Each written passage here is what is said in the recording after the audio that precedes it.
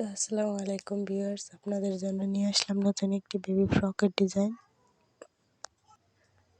আশা করি ডিজাইনটি আপনাদের পছন্দ হবে। তো আমার একটি ওড়না ছিল, ওড়না দিয়ে আমি আমার মেয়ের জন্য ফ্রকটি বানিয়েছি।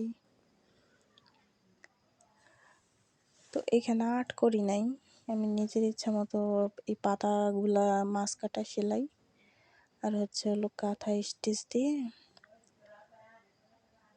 পূরণ করছি। আর এই মাঝখানে যে লেজি ডেজি সেলাইটা দিয়েছি, ফুল হবে, ছিটা ছিটা ফুল হবে। তো কে কে দেখতে চান এটার ফুল ভিডিও কমেন্ট করে জানাবেন। বেবি ফ্রকটি যদি ভালো লেগে থাকে অবশ্যই চ্যানেলটি সাবস্ক্রাইব করে দেবেন।